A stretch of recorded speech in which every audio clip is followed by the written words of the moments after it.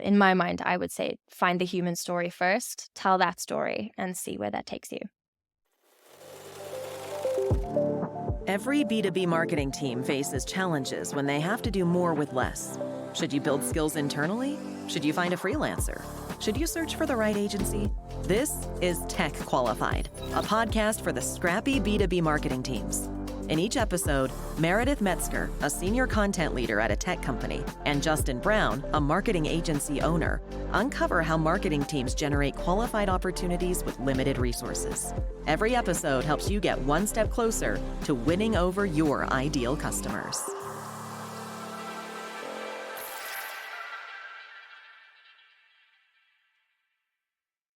Hello and welcome to another episode of Tech Qualified. I'm Justin Brown, and I'm joined by my co-host Meredith Metzger. Hey, everyone. This show is brought to you by New North. New North specializes in working with B2B marketers who have to do more with less. When you partner with New North, you turn your small, scrappy marketing team into a growth engine. A major issue I see is lots of founders, executives, and simply members of small teams who are looking to either outsource all of their social media or simply refuse to contribute to marketing overall. I'll talk to a company that has 0 customers, or they have 1 customer. They got some seed investment and their founder has 0 online presence and they want to look into hiring a marketing agency. I feel like this is a massively missed opportunity for the members of the organization to contribute to that company's online and digital presence, in many cases, either for free or a very small investment of capital and their time to be able to have a very big impact on where they are in the market. So today we brought on Kirsty Lang. Kirsty is a senior content writer at Buffer, in addition to being the host of The Anonymous Marketer, which is one of our sister shows as part of Marketers in Demand Media. Buffer is a social media management tool, so Kirsty is having these conversations all the time. She has good perspective on executive and employee contribution to social media, so we're excited to chat. Kirsty, welcome to the show. Thank you guys for having me. This is very weird. Also, you're better at intros than I am, Justin. I have done a lot of them over the years. This is probably like intro 350 that I've done. So I'm learning so much. Yeah, I used to ask people to introduce themselves, and it's like a weird question to ask because you never know like where people are going to take it. And so I'd be like, "Hey, so we have Kirsty on the show. Kirsty, you want to tell the audience a little bit about yourself?" And you may not do this, but some people will go for like 10 minutes and I'm like, yeah, how do I get this train off the tracks? Because they Tell me are about your rumbling. childhood. Yeah, and we started back in high school and we've only made it to like their first job. This is nothing to do with what we wanted to talk about. So yeah, anyway, welcome. Thank you for the compliment there. I want to start where we narrow in on our audience specifically, these small, scrappy teams who in many cases, you know, they have 1 person in marketing, no people in marketing, sometimes 2, 3, 4. But typically we don't talk to people on this show who have like those bigger, more robust marketing teams, right? Like we have 5 people in content. We have 5 people on our paid team. And we're talking to people who need to get scrappy. And that's really why I wanted to do this topic today, is because it always surprises me when it's like your team is small and scrappy. What's like the lowest hanging fruit is just it's free to post on LinkedIn and post on Twitter and post on wherever.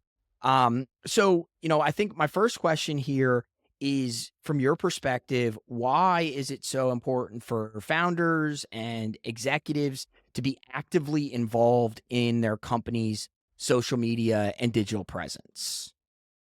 Oh man, there are so many directions I think we could take this conversation. But the first thing that pops into my head when you ask me that is people trust people. They don't trust brands in the way that they used to, right? And that's something that I saw when I was working as a social media manager at a small, scrappy startup. Our LinkedIn page posts performed dismally. They were just, nobody cared. I mean, no matter how unhinged or witty or whatever we did, it just didn't get any traction. But when the founder was posting, when leaders of the company were posting, that was the kind of stuff that got people engaged. And I think the deeper layer of that is, yes, it's more authentic, but particularly when the founder is posting, they're telling the company's human story. So whatever they're talking about is something that the audience can kind of latch onto and believe in.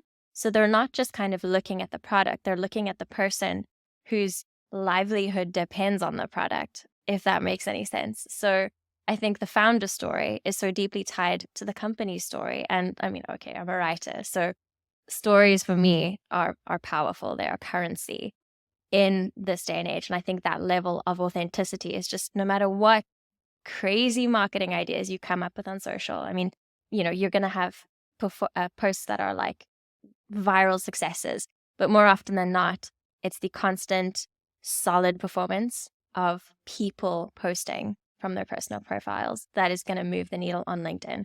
And that's something that I'm seeing more and more. Yeah, I think by now we've all seen a lot of founders or executives do this really, really well. Mm. And I'm curious, I want to dig into some of your tactical advice here. So let's say you have a founder or executives who theoretically understand the value of having a social media presence, but maybe they're having trouble getting started, they're having trouble making the time.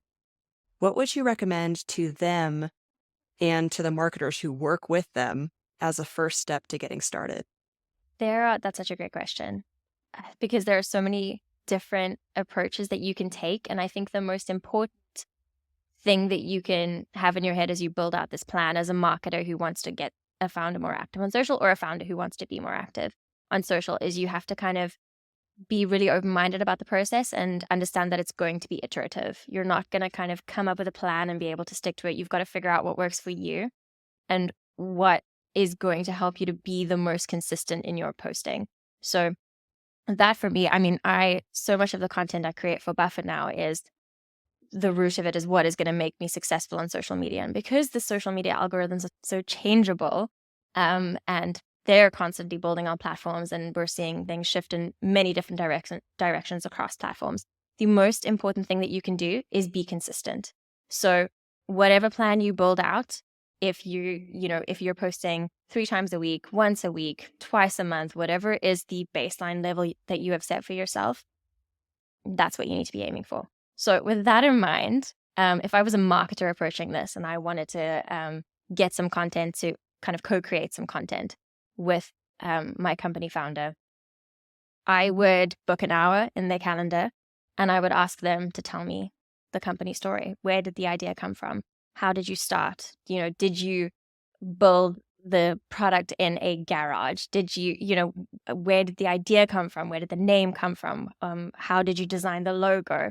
So I think you really want to kind of get into that human story and get as much detail from the founder as you can. So kind of just sit with them, talk through their ideas. And I think even just this conversation will be sprawling and vast, and you will get so many gems when you actually sit down and talk to them.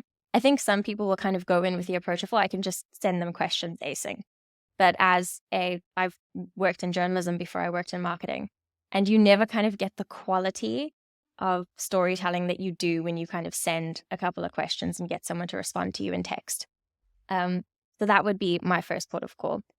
As a founder, I mean, you could kind of ask yourself the same questions. If you have somebody else in the team that could kind of mock interview you, if you're going to be creating the content yourself, you could create the same approach. Yeah, there are so many routes that you could go with this. I think the most important thing is that you want to be telling the company story when you first start out and kind of draw people in that way. That's such a good baseline level of content to start with. And from there, you can kind of start exploring things. You can kind of see what is resonating with your audience, what is helping drive leads and signups, whatever your ultimate goal is, what is driving engagement. Maybe you just want to get more followers, and that's a great goal to start out with too.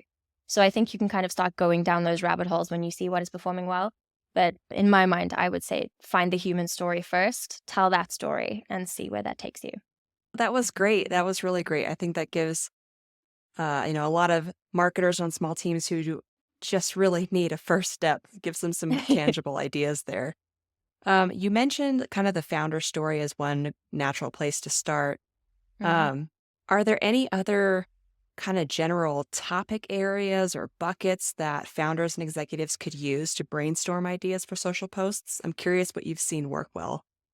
Often the advice that we give people who want to start building their personal brand on LinkedIn is kind of figure out your audience and figure out how you can help them solve their problems. So in that case, I think it would you would be looking to who is your ICP and how are you helping solve their problems.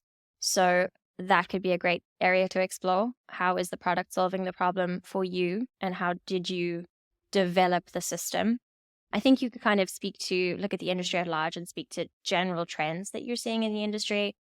Some other things that we've seen work particularly well at Buffer, where we have a very strong company culture that people are really fascinated by, but just kind of the inner workings of the company as well. So how are you managing a team? How are you managing to maintain a work-life balance? What does your work day look like? What time do you start work in the morning? What time do you log off? How do you stay focused? What are your favorite productivity tools?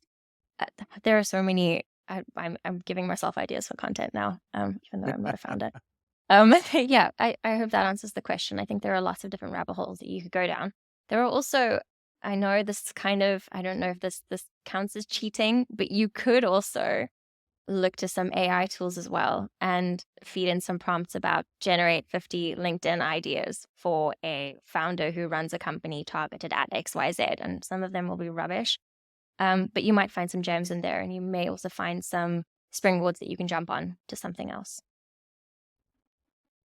And I want to take it. You may not have the answer to my next question, Kirsty. It is a philosophical question that I don't know that there's a right answer that's going to be something that you could say every founder, because founder, CEO, whatever. So something that I run into a lot is just convincing these individuals, whether it's a CEO, CFO, anyone of VP of marketing, whatever it may be. And we can even take it down the rabbit hole of just people within the organization, but I just don't think that necessarily out of the gates with some of our audience that, lower level employees or mid-level employees are going to have the impact. Something that was said to me early in my career was if the CEO can't sell the product, no one can, right? Like they should be able to say why they exist, who they are, why someone should want to buy from them, etc. But I still run into this issue when I'm talking about social. I'm like, you got to have some form of presence as you already mentioned, as a person, who had some idea, who created some piece of technology or does a service or whatever it may be. So I'm curious if you have any thoughts, and you may or may not, and we can just talk about it like back and forth, the three of us, but just like convincing executives that it matters. Like this like post it, like I'm not asking you, and a lot of times these are individuals who, and Kirsty, I know that the CEO at your previous organization was much younger than many CEOs. A lot of times I'll deal with a company that's 20 years of existence. They've done fine for 20 years, 15 years, 10 years, whatever it may be. And they're like, we want to level up marketing. We've steadily grown over time, but we want to level some things up. I'm like, great. And, an awesome thing that you could have is, have your executives start to have a perspective on what you do. And I'm like, oh no, we don't want to do that. Just want you to do the marketing. I'm like, we'll definitely do the marketing. We can even help you write posts and all this, but it would be awesome to have you have some impact on this space that you've been in for 10 years. You have tons of experience. This would be amazing. So what are ways that you either advise or just have in your head of ways that people in marketing can convince executives that it matters to have them contribute on social? I think every organization is different. Every exec or founder is different. And I think, if I was trying to convince my dad, for example, to be posting on LinkedIn, he would be like, why do I need to do this? Let's use that example.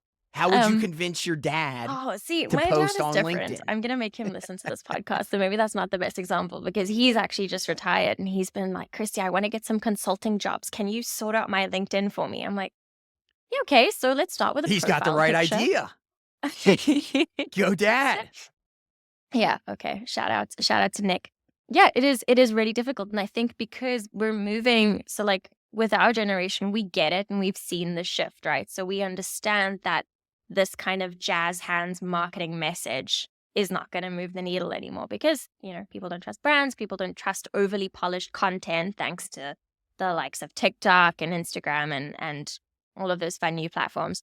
The way to connect with people is through authenticity, and sometimes that doesn't look as polished and as pretty and as well thought out as older company leaders or people with more experience have come to expect. So that is, that's a huge barrier. I think for me, what gets people excited about social is seeing the results. So I think there will have to be a lot of handholding and education. And if you can kind of convince your the exec in question just to start, let's map out a month of content. Let's do one post a week. And LinkedIn is great with their analytics. So you can see exactly who is engaging on posts, by industry, by job title, by company size. And I think if you can kind of start getting some posts out there and, showing to your exec, like, hey, people in our ICP are engaging with you. They're following you. These are important things that you are doing. Yeah. So, I mean, that would be my advice, but I kind of want to throw it back to you, seeing as you probably have these conversations a lot more than I do. Yeah, ironically, was in a meeting this morning, talking about, and I said we're gonna use this podcast as training material for our strategists, actually, because the question was around posting on a company's LinkedIn page versus ghostwriting, and I'm using finger quotes for the audio listeners, ghostwriting for an executive, because they are different levels of just of effort. To write for a company page, you don't necessarily need to have as much perspective. You can use a piece of content, say, hey, we do it on ours, right? So like I use the show notes as our it's our episode summary. I use that as our post for LinkedIn, and it's like we interviewed Meredith Metzger and at Justin Brown interviewed Kirsty Lang. They talked to her about this, and this. If you're interested, go check it out. I would never post that from my personal account. I would give perspective. I would be like, hey, so I had this cool conversation with Kirsty. And I may not even start there. I may just start with like, what was I like to open podcasts with an issue. I may open my LinkedIn post with my issue. That's what I did today. A major issue I see is a lot of founders, executives, and simply members of a small marketing team are looking to either outsource their social media or simply refusing to contribute to marketing. Like, that is a perspective. And to have perspective for another individual is very difficult, especially like you're not even saying just like perspective for anybody. You're talking about perspective for somebody who founded the business and writing on their behalf. That is a challenge. One of the things that you mentioned that I'm going to impart to my team that I think is just a great idea is trying to, we do a lot of podcasts and video series. So we own New North as well, who this show is brought to you by. Shameless plug there. But we do full service marketing for these companies, right? So like we have our podcast agency, but then we do the full service marketing. We use podcasts and video series to fill the funnel of content that we're putting out. But I think doing something more narrow that's not necessarily even for the podcast or for a video series or anything, but really like focusing on like 2 1-hour sessions with that executive, coming with topics and having that person just open up. Like, you could have like 5 topics in an hour that you want to just ask them about, get them to open up, and then you could write on their behalf much more easily. Like, coming out of the gates and saying, write on the behalf of a founder is just like, I don't want to say it's impossible, but unless that person has like a big body of work, like I could write as Gary Vee. He has 25 years of his shtick. Like I could pull 10 interviews and I could ghostwrite for Gary Vee. Be super positive. You just gotta get out there, put yourself out there. You're never too old to get it started. You could write as Gary Vee, but like some executive who's never had perspective, never put themselves out there. Maybe they've like spoken on stage once and they maybe hated it and they want no part of this. They don't lead webinars. Where do I even start? Like I'm basically making up a human being. I'm like, all right, we're going to just pretend that this is a person with perspective. I like the idea of getting those people, spending time with them, and then ghostwriting on their behalf, and then maybe like having them even get like some buy-in, what have you. So I don't know. That's kind of where my thought process started. I think just we try to always start from, as we've been saying for years, like everything in marketing should start with conversations. And Meredith, I know that you echo that sentiment like to a T. Can you talk about ways that you have, used the ability to speak to people in the space to fuel that, like what the output is? Because I just don't know any other way I would do it. Yeah, I know. I think we talked about this in one of our previous episodes, and I think you asked me like, how would I start thinking about a content strategy? And I was like, we have to start with something that facilitates conversation. And I think that's totally relevant here too, as Kirsty was mentioning, that it starts with a conversation with your founder. Like I found myself thinking, and I have thought this in my role as a content marketer, working with multiple founders. I'm like, how can I find a sustainable way to help them produce content? I cannot just ghostwrite for them without having access to them consistently.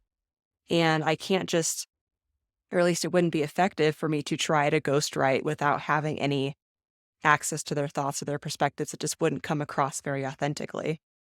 So yeah, I have not figured out this very well. So I'm excited to have you on the show today, Kirsty, just to talk through that. I kind of want to play devil's advocate here for a second. If you're kind of a small, scrappy team, or you're one person who's going to be expected to create content for CEO X for the rest of your tenure at the company, that's a big chunk of your job, right? Because to your point, Meredith, you have to have constant access to them. I would argue that in order to produce the volume of content that you need, I'd say you're looking at maybe 2 posts a week to have impact, to have a good level of impact. That's a lot of interviews. That's a lot of back and forth. And yes, it will become easier. But if this person that you're working with is not eventually gonna, you're kind of, my mindset is you're teaching them to fish. You can't keep fishing for them ultimately because the job is too big, right? So if there is that level of resistance and CEO X or exec X is never going to kind of start to understand the language of LinkedIn or whatever social platform you're creating for, I would argue that they might not be the best person to be pinpointing for a project like this.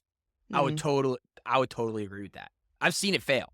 So I've seen it where it's like, we want to make X human, I'm not going to use any names. We want to make this, we'll just call it CEO. We want to make CEO this thought leader within the organization. But I truly believed in this situation, like I give this person truth serum and I'm like, CEO, do you want to be a thought leader? And that CEO would be like, no, I want to crack open like databases. I want to look into how the company's performing. I want to work on the P&L. Like I have no desire to do this. And then at that point you realize and you're like, this is wrong, actually. Like you do need some level of buy-in from that individual. You can write on their behalf all you want, but it's like disingenuous. And I think where I'm trying to find is the ability to convince executives that they should care. Like, I think that's where it starts. We work off of a model called EOS, which is the Entrepreneurial Operating System. I know You- all about EOS. Yeah. Okay, Yeah. great. My husband works So- for a company that lives by it. So As do talk we. to me about this. Yeah. And so there's a thing called the People Analyzer in EOS, which is, does somebody get it? So it's called GWC. Do they get it? Do they want it? And do they have the capacity to do it? So G is get it. The CEO may get it as to why we want to ghostwrite for them and, the value that it could bring to the company. But do they want it? Like, is this something that they actually want to do? They want to be a part of? And the third is capacity to do it. That's like, do they have the skill set and the ability? I would assume that a CEO, if they so put their brain power to writing responses to people on LinkedIn, that they probably could do it. So the C is I don't probably know, there. Meredith. I feel like you and I might challenge that. Yeah, you're probably like, no, delete. Don't say that to people. But yeah, when it comes to hiring and firing, if they don't have to have the C, you can teach. That's what you can train. So just because someone doesn't have the capacity to do it today, you could train them into that role. But they must have get it and want it. And if somebody doesn't want it, then you just can't force it. And like where I guess I'm trying to find is like the magic thing to say like, CEO, if you post on social, good things will happen. They're like, what good things? I'm like, I don't know yet. Like what Rainbows good That's and the hard things? part is you're like, I don't know what the results will be other than it probably will work. Yeah. You will become yeah. famous. I think a huge driver for people to keep going on social is, I mean, this might not be the case for a CEO at company exec who just wants to crack into databases or whatever the case is, but it is so powerful for your own career to become that thought leader, to be active on social. I would never have gotten to where I am today without having built a LinkedIn presence over about a year and a half of consistent work. And, that's not even someone in a leadership role. So, maybe the thing that you need to do is, if CEO is not looking to level up their career, maybe you need to kind of start pinpointing your head of marketing, your head of customer success, who is hungry for that level of growth, who is ambitious. I think that could also be a really good characteristic to kind of zero in on. Yeah, I'm glad you brought that up because that was kind of a follow-up question I had was, let's say you are facing resistance for whatever reason from the top, from your founder or CEO or whatever. Yeah, who else do you turn to? Because I think we all can agree that it's important. Somebody has to do it. It can't always just come from marketing. So yeah, in your experience, like who else do you look for to kind of be that voice? So I'm going to circle back to my point about consistency.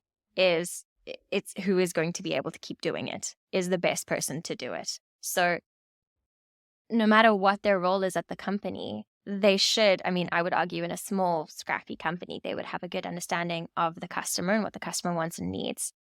So, something that we're doing at Buffer right now is we had a big launch in April. What month is it? It's April. We had a really big launch in April. It's kind of kickstarting a whole bunch of features that we have planned. It was Instagram reminder posting. So you basically get, this is turning into a shameless plug, but I'm trying to give it context. You I already basically did one. get, You get a free one. okay, thank you. Well, you feel free to cut this if this doesn't make No, any go sense in ahead. the context of what I'm going to say. But basically, you sure get it a will. reminder that you need to be posting on Instagram. The post is all scheduled. Your media is copied. You click on the notification and it opens up in Instagram. But then what you can do, so you just copy and paste, you're good to go. But then you can add in native music in Instagram. You can add in text. You can add whatever you want to do, stickers, all of that fun stuff. So it's a big move for us and a big shift in the way we're starting to think about social and creators. And instead of kind of broadcasting that from our brand page, which we did, we kind of had the boilerplate-ish copy for that. We had Amanda, who is heading up the team that created that feature, post about it. She's a product manager, I think is her official title. And the post performed really well. She spoke about her perspective. We had someone in the marketing team help her write it. And she is not, yes, she made sense for this feature, but she's not the most natural choice, I think, to be the spokesperson for the company. So I'm going to contradict what I've just said, but it doesn't necessarily need to be one person and one person only. It can be a group of people. So, you can kind of look at a content calendar and you can know, okay, Amanda's posting today, Justin's posting tomorrow, Meredith is posting on Friday. So we still kind of have a good body of content going out. So even if one person is only posting once a week, if you have 5 people doing that, there's your full week. So I think anybody that is willing to be active on LinkedIn and be active for the company is probably your best bet. Obviously, someone who works really closely with customers is probably first prize. So someone in customer success could be a great example. Customer support, marketing is great because I think they probably will be more understanding and kind of have the skills required. But as Justin said, you can kind of teach skills. Yeah, so I think it comes back to willingness to be consistent and willingness to become that thought leader and like ambition to be that thought leader. Okay. Yeah, that's super helpful. And it kind of leads into my next question is how can like a small scrappy marketing team support their team members, like outside of the C-suite, the rest of the team? How can marketers support them in being active on social, like being consistent, kind of operationalizing it, all of that? I think you need to kind of start by giving them the tools that will help them be consistent. So whether that is helping them build out a content calendar in Notion or Excel or whatever their tool of choice is. And in fact, before you even do that, I would kind of help them pinpoint who they're talking to and what their content pillars are. So obviously it's very helpful if one or two of them ties back to your company and your product or whatever you're trying to sell.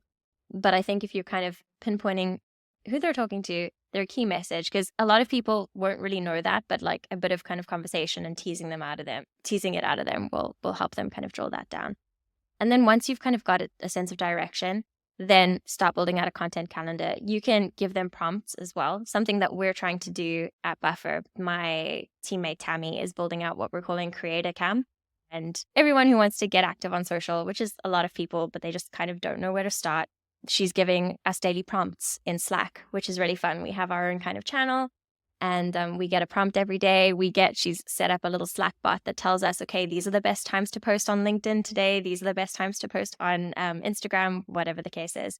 And we also have a content batching session every week where everyone who's available at the time we'll just put on some music, we'll put on a timer, and it's like, set your goal and we're going to create our content for 30 minutes. And, everyone will write 1 post or 2 posts and we can kind of brainstorm together. So that's been really helpful as well. I think just kind of knowing you have people in your corner is great when you're posting on social, especially because I think the main barrier to most folks when they get started with LinkedIn will be, oh no, it's cringy. I can't be doing that. It's a bit, why do I want to be talking about myself on social all the time? And I think that is the biggest barrier. So if you kind of just, you know what you're talking about, you know who you're talking to, you have a basic idea of what you're going to be posting about, but also that you have the support, folks that you can lean on for ideas, for proofreading, whatever the case is. I think those are the key things that you need. Yeah, and I want to contradict myself as well on the note of kind of where you did a couple of minutes ago. I think aside from someone in the C-suite or a founder or whatever being involved in social, I think the next most or equal most important person to have active on social is marketing. And Meredith, I know that you're very active on marketing, in marketing and on social. So I know you're active in marketing. You're on a marketing podcast. I know you're active on social for UConnect, which is in the ed tech space. And for me, it's really 2 things.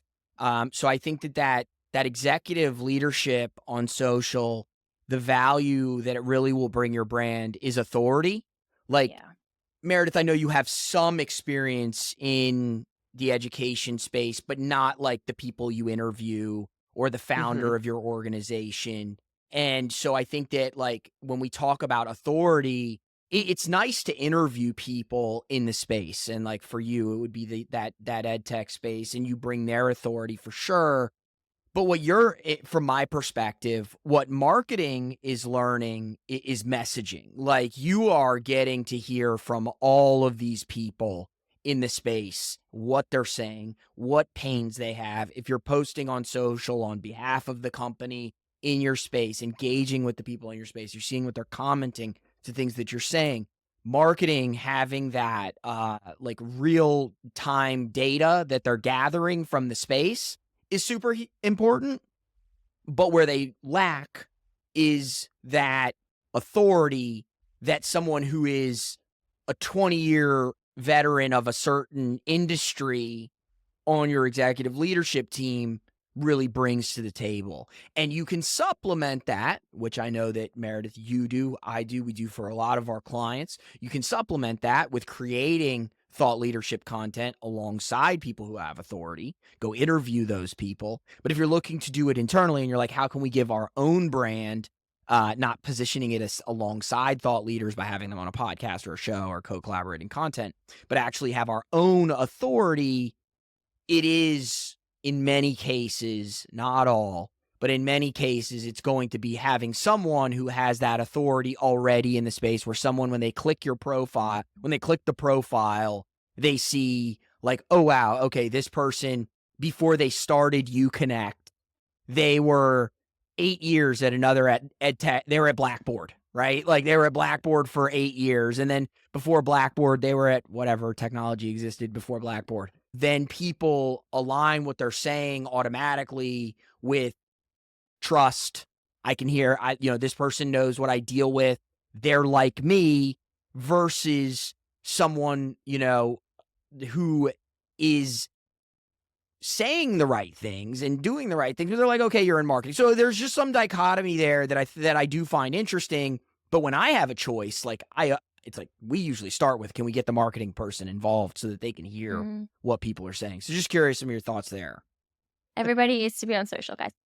No. So actually, you've just kind of unlocked something for me, in that does the CEO, if this is not kind of the person who founded the company, does the CEO, you made the point of, okay, this person gets me, they understand what I'm going through.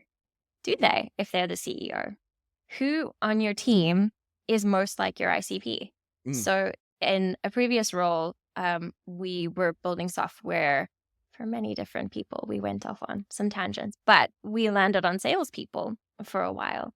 And our sales folk were already active on LinkedIn. And so they were able to kind of start talking more about the product and how they were using the product in their own roles. So maybe, yes, marketing has the skills. The exec team has the gravitas, but the person at the company who best fits the role of your ICP might be the person who gains the most traction. And I think it's kind of, exploring those intersections and seeing what kind of traction you can get, because it is going to involve a lot of experimentation and testing. Yeah. I love that. And I think that's going to be a good place to end. I mean, I feel like that's the biggest nugget that I took away from this, is finding the people who are closest to the ICP, the person who you're trying to market to. And in many cases, that will be that executive. Maybe they started the company in the last few years because they were, a lot of these people who start technology companies, they start them because they saw a problem in what they were doing. And they were like, I can create something to solve this problem. But in other cases, they won't be. If someone's been CEO of a company for 15 years, they haven't been alongside those end users, the people who they're selling to, in a long time. And there may be people who have a closer ear to that. So I really appreciate the time today, Kirsty. I'm going to give you just a second to tell people where they can find you, the podcast that you do with us, where they can find Buffer. I'll kick it to you to just give some plugs of where people can find you, and we'll close up from there. That's really kind. I need to start doing this with my guests. That's a great finisher. So I host the Anonymous Marketer podcast. You can find it at marketersindemand.com/the Anonymous Marketer. But the cool thing about my podcast is every episode is effectively a question sent in anonymously by a listener. So if you have a marketing question that you would like an expert to solve, you can go and submit your question at marketersindemand.com/anonymous. I say that a lot, so like that just like rolls off the tongue at this point. And then I will bring up an expert onto the show to answer the question. But other than that, you can find me on LinkedIn. I'm Kirsty Lang. I'm at It's Me Kirsty on Instagram because I'm a peak millennial and I still really love Instagram. Thanks so much for having me on the show, guys. This was really, really fun. Awesome. Well, thanks so much for joining us on Tech Qualified, and we will talk to everyone again soon. Thanks for checking out Tech Qualified. This show is brought to you by New North, a marketing agency that helps turn your small, scrappy marketing team into a growth engine. To find out more about New North or check out more episodes of this show, go to newnorth.com/techqualified.